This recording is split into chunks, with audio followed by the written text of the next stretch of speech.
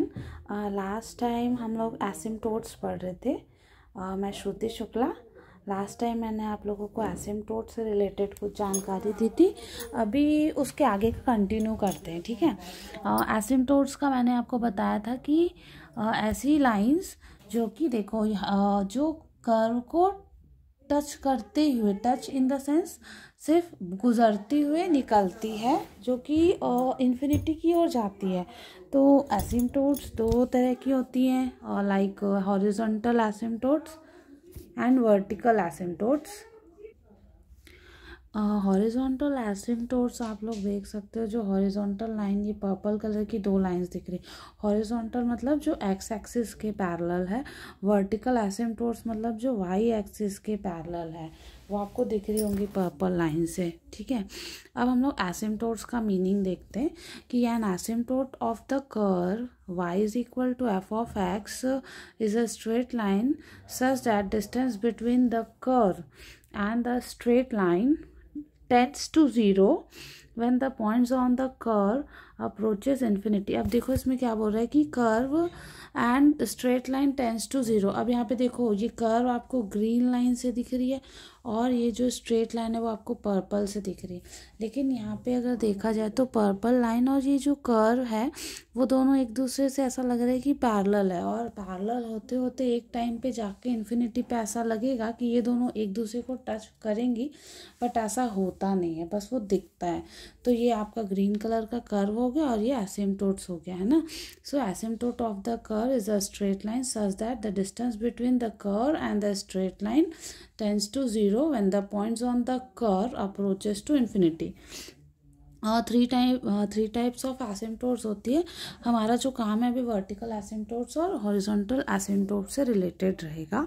The point to note is that the distance between the curve and the asymptotes tends to 0 as it moves to infinity और minus infinity. ये आपको दिख रहा है कि जो हॉरिजॉन्टल एसिम्प्टोट आपको दिख रही है, एक प्लस इन्फिनिटी की ओर जा रही है और एक माइनस इन्फिनिटी की ओर जा रही है।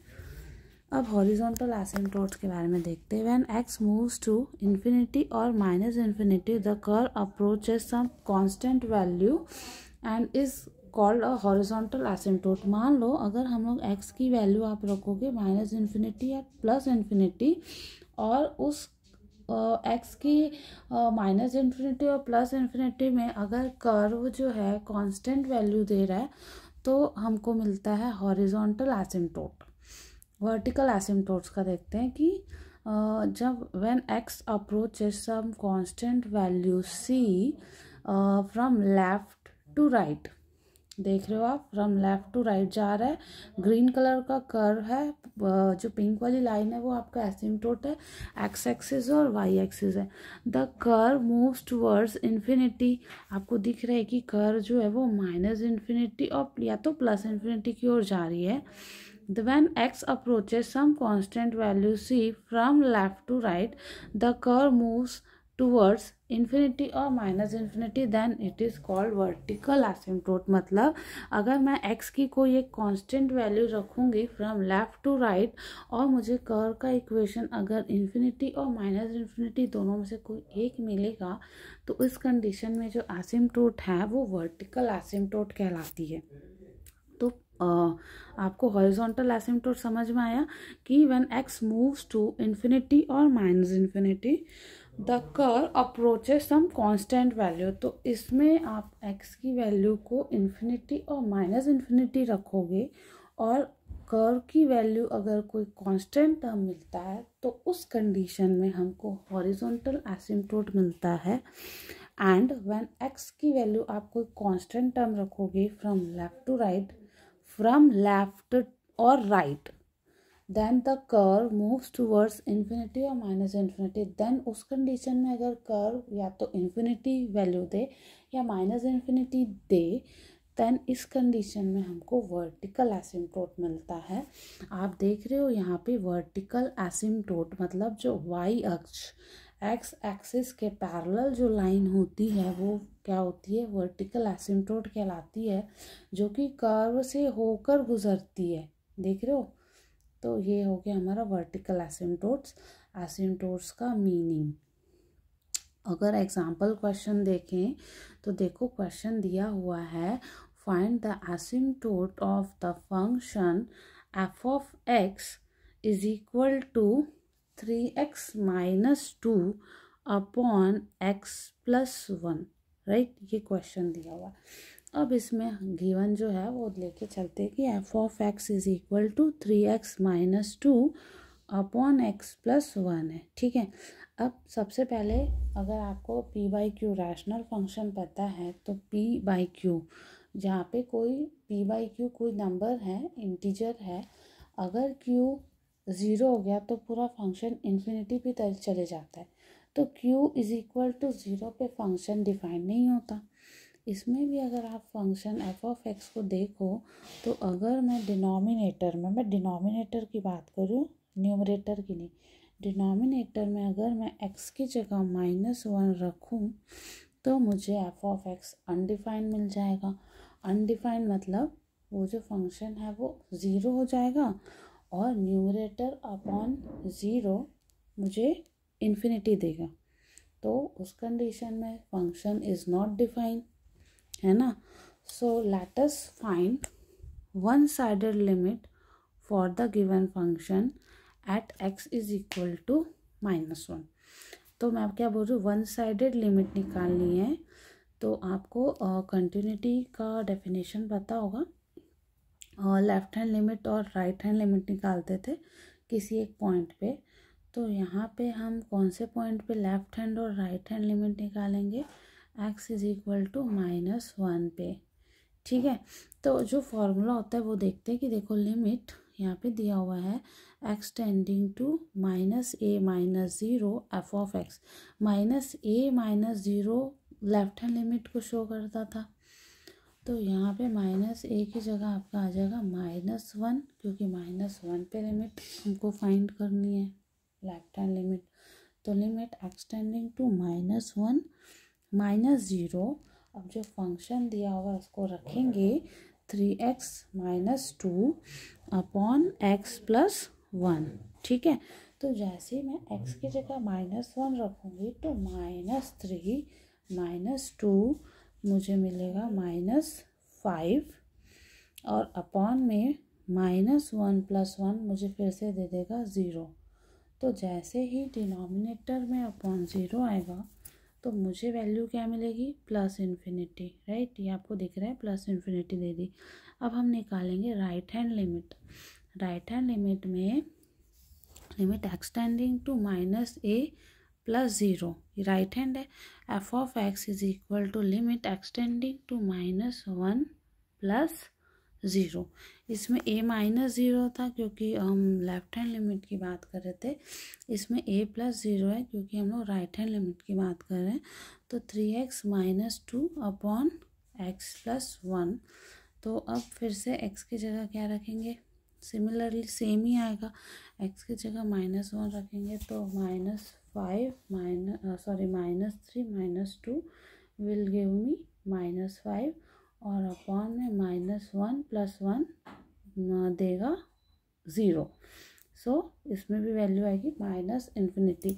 और अभी हम क्या डेफिनेशन पढ़े थे कि अगर मैं x की कोई कांस्टेंट या कोई ऐसा फिक्स्ड टाइप की वैल्यू रखूं और मुझे वैल्यू किस में आई, प्लस इन्फिनिटी या माइनस इन्फिनिटी आई, तो इस कंडीशन में मुझे क्या मिलेगा, वर्टिकल एसिम्टोट, है ना। मैंने भी डेफिनेशन हमने देखा था। यहाँ पे देखो वर्टिकल एसिम्टोट में हम देखे थे x की some constant value c from left और राइट। तो x approaches some constant value, तो यहाँ पे कांस्टेंट वैल्यू वो जो -1 है फ्रॉम लेफ्ट और राइट। फ्रॉम लेफ्ट और राइट मतलब लेफ्ट हैंड लिमिट और राइट हैंड लिमिट रखने पे अगर कर्व की वैल्यू इन्फिनिटी या -इन्फिनिटी आएगी तो इस कंडीशन में वर्टिकल एसिम्टोट मिलेगा। यहाँ पे भी तो हम वही करें ना, -1 रखे तो x की वैल्यू आई प्लस इन्फिनिटी और -इन्फिनिटी। तो इस कंडीशन में जो फंक्शन एफ ऑफ एक्स है वो मुझे क्या दिया, vertical asymptote at x is equal to -1 पे, ठीक है। अब हम देखते हैं कि हॉरिजॉन्टल एसिम्टोट। हॉरिजॉन्टल एसिम्टोट में हम क्या देखे थे, when x moves to infinity और minus infinity, the curve approaches some constant value b and is called a horizontal asymptote। मतलब x को अगर इन्फिनिटी और माइनस इन्फिनिटी रखने पर अगर कर्व हमको एक कांस्टेंट वैल्यू देगा तो उस कंडीशन में मुझे हॉरिजॉन्टल एसिम्प्टोट मिलेगा। तो यहाँ से हॉरिजॉन्टल एसिम्प्टोट के लिए देखो कि x limit x tending to plus and minus infinity f of x is equal to, अब इसमें लिमिट क्या रखोगे, प्लस इन्फिनिटी और माइनस इन्फिनिटी। तो फंक्शन क्या था, 3x minus 2 upon x plus 1 is equal to limit x tending to plus and minus infinity. अब देखो मैं इसमें क्या करी, न्यूमरेटर मतलब जो 3x माइनस 2 दिख रहा है तो उसमें से मैं x को कॉमन निकालूंगी तो मुझे क्या मिलेगा, 3 माइनस 2 अपॉन एक्स। देन इसके बाद डिनोमिनेटर देखेंगे, डिनोमिनेटर है x प्लस 1। एक्स प्लस 1 में से जब मैं x को बाहर निकालूंगी तो मुझे क्या मिलेगा, x जब बाहर निकालेंगे तो 1 प्लस 1 अपॉन एक्स। ठीक है, ध्यान से देखना, मैं इसमें क्या कर रही हूँ, 3x minus 2 upon x plus 1 में पहले न्यूमरेटर 3x माइनस 2 से x को कॉमन निकाली तो मुझे बचेगा 3 minus 2 by x. Then x plus 1 में से फिर से x को बाहर निकाली तो अंदर बचेगा 1 प्लस 1 बाई एक्स। अब लिमिट क्या लिए थे, limit x tending to plus infinity और माइनस इन्फिनिटी। ठीक है, तो जैसे ही मैं x टेंडिंग टू या तो प्लस इन्फिनिटी लोगे या माइनस इन्फिनिटी लोगे तो मुझे पता है कि कोई भी वैल्यू के अपॉन में अगर इन्फिनिटी टर्म आता है तो वो वैल्यू मुझे ज़ीरो देता है। तो 2 by infinity will give me 0 and 1 upon infinity will again give me 0. So the final value is 3 by 1, so which is equal to 3। तो ये आपको मिल गई, हमको मिल गई एफ ऑफ एक्स की वैल्यू। तो यहाँ से मुझे क्या मिला, ये जो इक्वेशन था वो हॉरिजॉन्टल एसिम्प्टोट को भी सेटिस्फाई कर रहा था। अभी हम वर्टिकल एसिम्प्टोट भी पढ़े और हॉरिजॉन्टल एसिम्प्टोट पढ़े, और ये जो फंक्शन है वो दोनों ही कंडीशन को सेटिस्फाई कर रहा है, जो कि वर्टिकल एसिम्प्टोट है और हॉरिजॉन्टल एसिम्प्टोट है। वर्टिकल एसिम्प्टोट मुझे मिलेगा x इज इक्वल टू -1 पे एंड हॉरिजॉन्टल एसिम्प्टोट मिलेगा y इज इक्वल टू 3 पे। सो अब अगर मैं ली k is equal to limit x tending to plus infinity f of x upon x, तो एफ ऑफ एक्स की वैल्यू है 3x minus 2 upon x plus 1, और अपॉन एक्स मतलब एक्स प्लस 1 के मल्टीप्लिकेशन में x आ गया है ना, तो x प्लस 1 के मल्टीप्लिकेशन में x आ गया। सो देखो फिर से x का मल्टीप्लाई हो गया अंदर में, डिनोमिनेटर वाले टर्म को अगर आप देखोगे तो यहाँ से देखो क्या हुआ, 3x माइनस 2, तो 3x माइनस 2 है, ये न्यूमरेटर है, ये मेरा क्या है आपका न्यूमरेटर है, एंड x अपॉन क्या था, x प्लस 1 है ना, ये मेरा डिनोमिनेटर है। तो इसका मल्टीप्लिकेशन करेंगे तो ये वाला टर्म देखो एक्स स्क्वायर प्लस एक्स हो जाएगा, है ना। एक्स स्क्वायर प्लस एक्स होने के बाद फिर अगर हम इसको फर्दर सॉल्व करेंगे तो देखो एक्स 3x माइनस 2, ठीक है। अब यहाँ से अगर मैं 3x माइनस 2 के साथ यहाँ पे और डिनोमिनेटर में एक्स स्क्वायर प्लस एक्स है, तो अगर मैं एक्स स्क्वायर को कॉमन निकालूंगी, डिनोमिनेटर की बात कर रही हूँ, डिनोमिनेटर में ध्यान देना, मैं यहाँ पे एक्स स्क्वायर को कॉमन निकालूंगी तो बचेगा 1 प्लस 1 अपॉन एक्स, ठीक है। एंड न्यूमरेटर में भी मैंने क्या किया, इसका मल्टीप्लिकेशन करके जब मैं डिवीज़न उसको बोलते हैं हम फ्रैक्शनल डिवीज़न, तो 3 अपॉन एक्स माइनस में क्या आएगा 2/x का स्क्वायर। सो नेक्स्ट देखते हैं, नेक्स्ट में हमारी वैल्यू क्या आएगी।